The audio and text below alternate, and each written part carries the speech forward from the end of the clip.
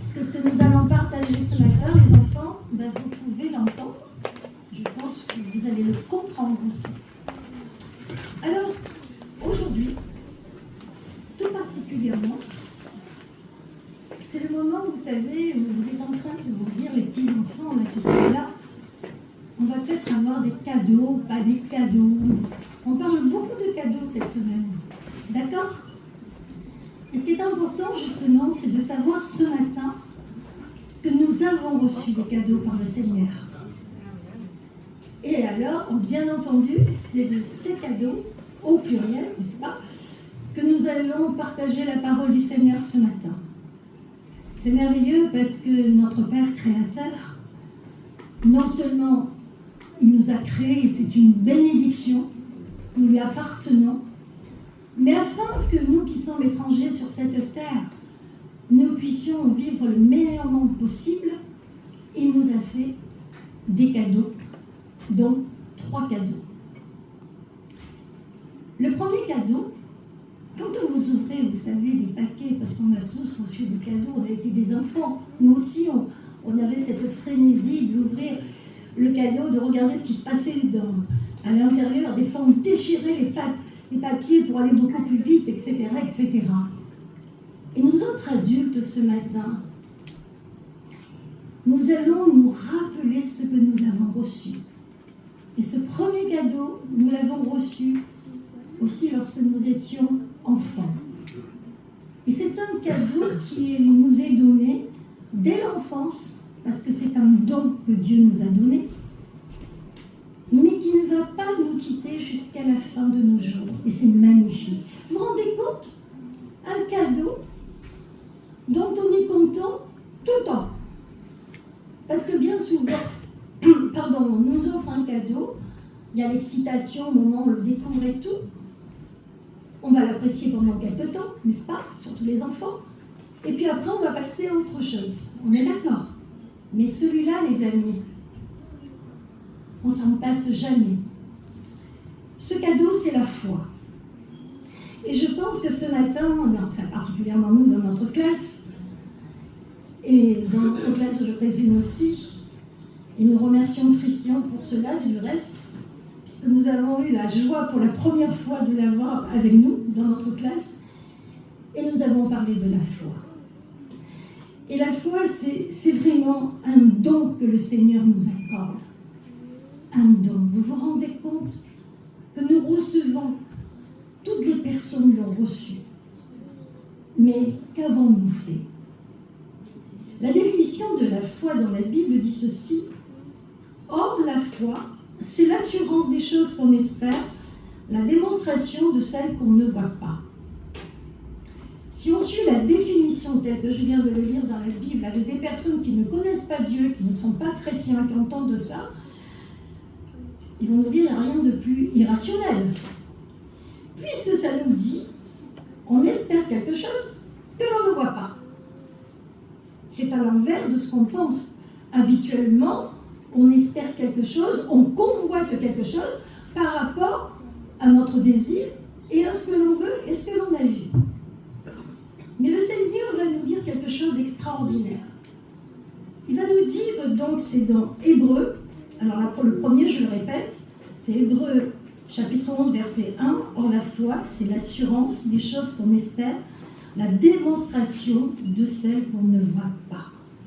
Et ça va attirer justement notre fond intérieur, se dire mais qu'est-ce qu'il veut dire par là ? Et nous allons voir justement qu'il y a quelque chose d'extraordinaire qui va se faire. Ça va devenir une courroie de transmission entre nous et le surnaturel, et le céleste, le Père. Au verset 3 du chapitre 11, il nous est dit « C'est par la foi que nous comprenons dans le monde a été formé par la parole de Dieu, de sorte que ce que l'on ne voit pas ne provient pas de ce qui est visible. » Je vais le répéter parce que c'est quelque chose d'essentiel, les amis. C'est par la foi que nous comprenons que le monde a été formé par la parole de Dieu, de sorte que ce que l'on ne voit ne provient pas de ce qui est visible. Et c'est exactement ce que nous vivons. C'est ce que nous vivons, nous, enfants de Dieu. Ce cadeau merveilleux qu'il a mis en nous et qui nous permet justement de nous élever par l'Esprit Saint et de faire cette rencontre merveilleuse qu'est le Père. Nous qui sommes ici que de passage, nous sommes des étrangers sur cette terre, nous sommes d'accord. Mais tout d'un coup, il y a quelque chose qui est là pour nous attirer vers le haut. Et ce côté-là, c'est quelque chose d'extraordinaire, bien sûr, c'est la foi. Et nous allons avoir une relation intime avec le céleste, avec ce qui n'est pas visible, mais qui devient tellement proche en nous parce que nous le ressentons en nous. Deuxième cadeau. Deuxième cadeau, et là aussi, ayant reçu le premier, on aboutit dès le départ à faire un cheminement. Et on devient curieux. On devient curieux et au fur et à mesure qu'on découvre justement le fait qu'on rentre auprès du Père, on va le découvrir bien entendu. Mais il y a quelque chose d'extraordinaire qui va nous montrer comment nous allons le découvrir. Le deuxième cadeau, les amis, c'est l'espérance. Cette espérance qui fait que justement, à partir du moment où je rentre en contact avec le divin, il y a quelque chose qui se passe en moi, qui est encore plus fort, qui m'aide à m'avancer, qui m'aide à chercher, qui m'aide à regarder quelque chose que je ne peux pas posséder ici-bas. Mais ça va me transcender par l'Esprit Saint. Et c'est quoi, les amis? En fait, c'est l'Écriture. En fait, c'est la Bible. Il nous est dit, justement, dans Romains, chapitre 15, et au verset 4, « Or, tout ce qui a été écrit d'avance l'a été pour notre instruction, afin que par la patience et par la consolation que donnent les Écritures, nous possédions l'espérance. » Les amis, je ne sais pas si nous réalisons vraiment que nous avons ce trésor extraordinaire qu'est la Bible. Et cette écriture, cette parole de Dieu, grâce à elle, nous faisons d'abord la connaissance de Dieu. Grâce à elle, nous découvrons le Christ. Et ce qui est extraordinaire, justement, c'est dans Jean.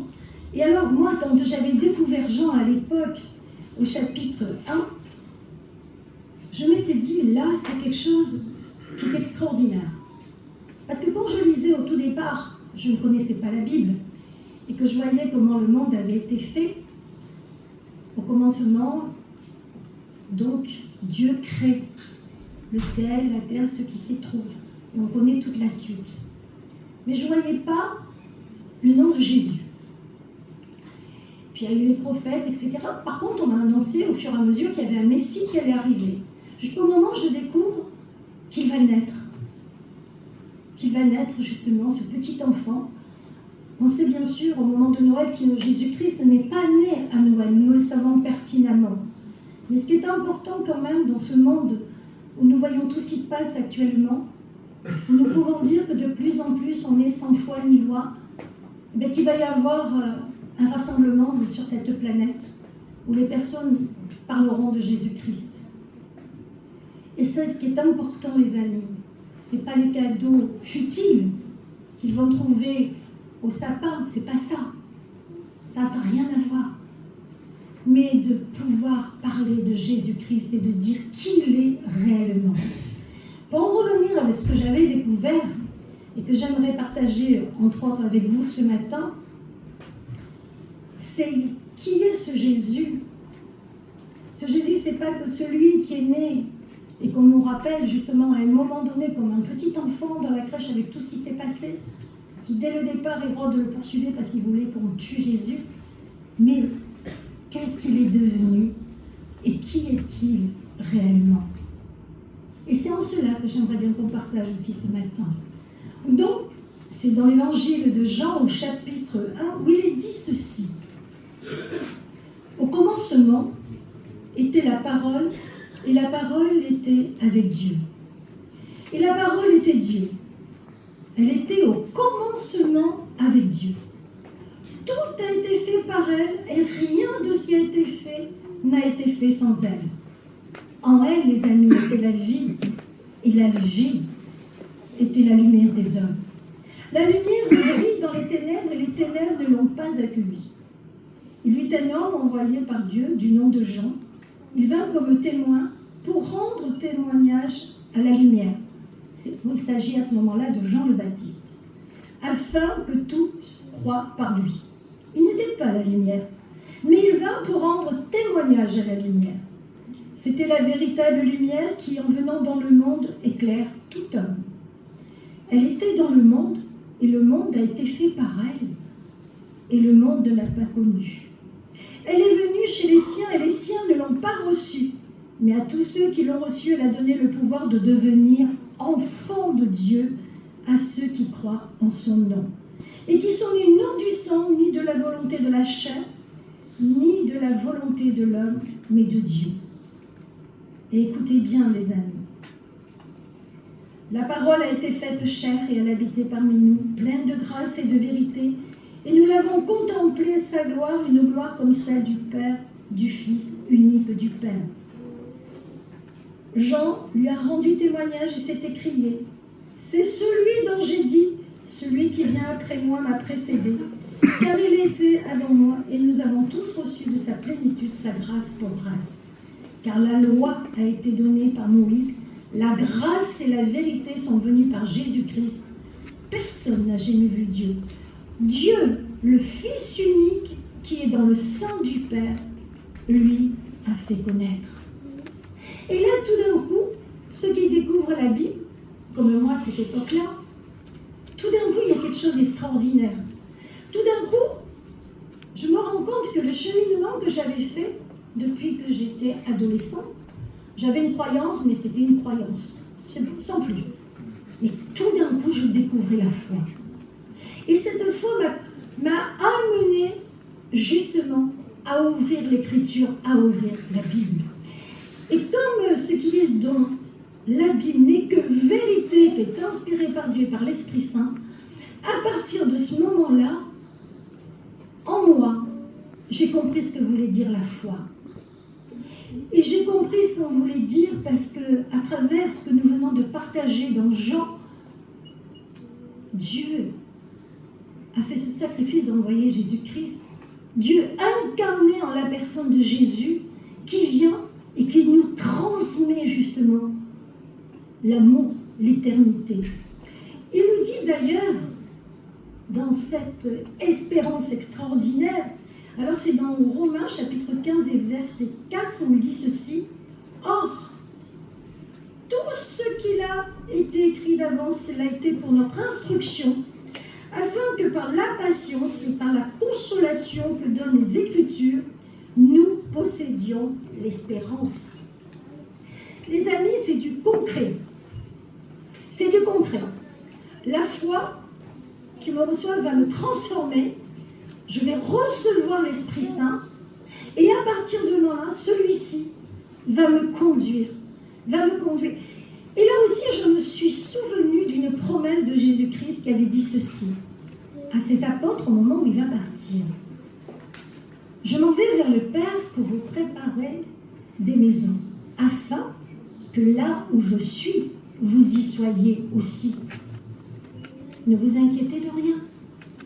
Je vous envoie le Consolateur, le Saint-Esprit, et je suis avec vous jusqu'à la fin du monde. » Ce matin, les amis, dans cette période extraordinaire où nous nous rendons compte, nous pouvons rassembler nos familles. Il y a des fois des familles qui n'habitent pas, pour certains même pas en France, qui font l'effort de venir et tout, qui nous réunissent, tout ça. Mais c'est quelque chose d'extraordinaire.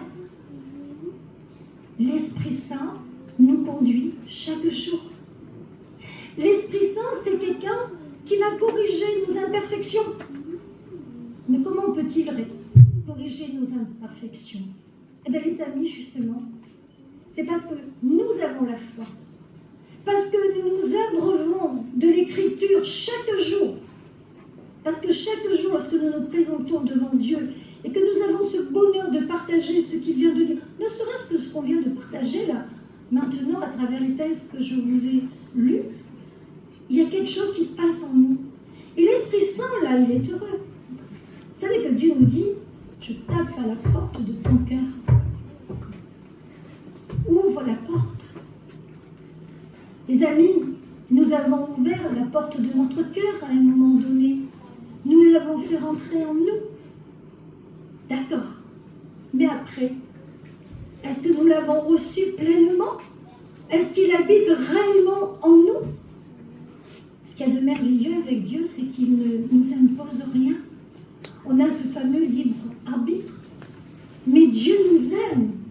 Nous sommes affiliés au Seigneur par Jésus-Christ. Mes amis, nous avons reçu le baptême. Nous avons été baptisés au nom du Père, du Fils et du Saint-Esprit. Nous savons qu'à partir de ce moment-là, nous avons été choisis, prédestinés. Vous vous rendez compte? Il nous avait choisis déjà, prédestinés.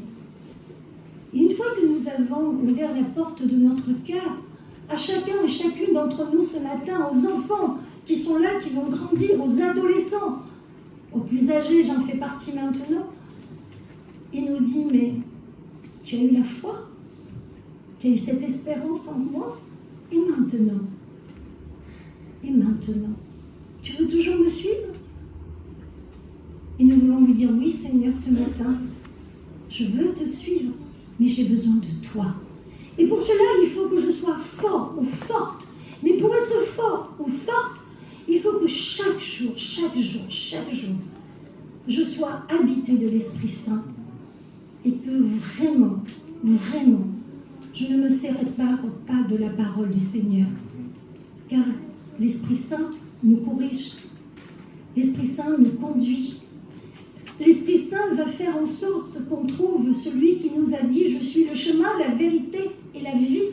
Nul ne vient au Père que par moi. » Et c'est en cela, les amis, qu'il se passe quelque chose de magnifique. Et j'aime beaucoup ce que Pierre a dit à un moment donné, c'est dans 1 Pierre, chapitre 1 et verset 3. « Béni soit le Dieu et Père de notre Seigneur Jésus-Christ, qui selon sa grande miséricorde nous a régénérés par la résurrection de Jésus-Christ d'entre les morts pour une espérance vivante. » Troisième cadeau. Donc nous avons vu la foi, l'espérance. Et maintenant, nous allons partager ce que Dieu nous a demandé, parce qu'il n'y a pas plus beau cadeau que nous autres, nous là, qui sommes rassemblés ce matin, nous pouvons offrir à notre prochain. Vous vous doutez que je vais parler de l'amour. Et je ne peux pas vous parler de l'amour sans lire 1 Corinthiens 13, qui est une perle, où tout est dit. Et voici ce qu'il dit concernant l'amour. Quand je parlerai les langues des hommes et des anges, si je n'ai pas d'amour, je suis comme du bronze qui résonne ou une cymbale qui retentit. Et quand j'aurai le don de prophétie, la science de tous les mystères et toute la connaissance, quand j'aurai même toute la foi jusqu'à transporter des montagnes, si je n'ai pas l'amour, je ne suis rien. Là, les amis, il nous apprend l'humilité. Il nous apprend justement que quoi que soit notre position sociale ou les dons que nous avons reçus, il y a des scientifiques, il y en a qui vont monter dans pas très longtemps justement à nouveau dans la fusée pour aller, je ne me rappelle plus où ils vont ce coup-ci. Bon, enfin bref, vous pouvez m'aider là? Où est-ce qu'ils vont partir? Ils vont décoller dans pas très longtemps, les astronautes là. Bon, enfin vous avez compris ce que je voulais dire, c'est l'essentiel. Il faut savoir justement l'entraînement qu'il faut, savoir qu'on doit être un scientifique. Après un entraînement pour dire qu'on va être dans la fusée, c'est quelque chose qui nous dépasse. Nous sommes l'humain, on est d'accord. Bon, et regardez, je relis parce que c'est important. Il va faire tout ça. il va faire tous ces gars rentrer dans la fusée. Oui, ils vont. Je ne sais pas si ce coup-ci, ils sont deux. Il nous dit, et quand j'aurai le don de prophétie, la science de tous les mystères, et toute la connaissance, parce que quand ils vont se trouver en haut, les amis, c'est pas le commun des mortels hein, qui va là-haut, hein, on est bien d'accord. Hein. Il nous dit, quand j'aurai même toute la foi jusqu'à transporter les montagnes, si je n'ai pas l'amour, je ne suis rien. Ce qui veut dire que nous, ici, qui sommes rassemblés ce matin, nous pouvons que dire au Seigneur, béni sois-tu, Père, parce que tu nous as appris à aimer, parce que nous ne savons pas ce que c'est que l'amour. Et là, justement, nous allons poursuivre et nous allons voir ce que contient l'amour. Verset 3. Et là, je pense à Abraham. Et quand je distribuerai tous mes biens pour la nourriture des pauvres, quand je livrerai même mon corps pour être brûlé, si je n'ai pas l'amour, cela ne sert à rien. Ce qui ne veut pas dire, les amis, qu'on ne doit pas mettre des rituels dans les paniers de l'Abraham. Hein, on est bien d'accord. Hein. Et maintenant, définition de l'amour. Alors quand j'ai dit ça, ça m'a fait penser au fruit de l'esprit. Vous savez, ce que contient le fruit de l'esprit. Et bien là, c'est pareil. Nous allons voir ce que contient l'amour. L'amour est patient. L'amour est serviable. Il n'est pas envieux. L'amour ne se vante pas. Il ne s'enfle pas d'orgueil. Il ne fait rien de malhonnête. Il ne cherche pas son intérêt. Il ne s'irrite pas. Et il ne médite pas le mal. Il ne se réjouit pas de l'injustice, mais il se réjouit de la vérité. Et écoutez bien les amis, il pardonne tout. Il croit tout. Il espère tout. Il supporte tout. L'amour ne succombe jamais. Que ce soit les prophéties, elles seront abolies. Les langues, elles cesseront. La connaissance, elle sera abolie. Car c'est partiellement que nous connaissons, c'est partiellement que nous prophétisons. Mais, quand ce qui est parfait sera venu, ce qui est partiel sera aboli. Lorsque j'étais un enfant, je parlais comme un enfant, je pensais comme un enfant, je raisonnais comme un enfant. Lorsque je suis devenu homme, j'ai aboli de ce qui était l'enfant. Et là, mes amis, une promesse extraordinaire. Aujourd'hui, nous voyons au moyen des miroirs d'une manière confuse, mais alors nous verrons face à face. Aujourd'hui, je connais partiellement, mais alors je connaîtrai comme j'ai été connu.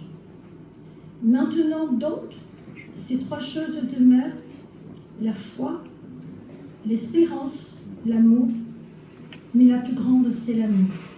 Que le Seigneur nous bénisse, nous garde, et que nous soyons vraiment remplis d'amour pour toute personne que nous rencontrerons. Amen. Amen.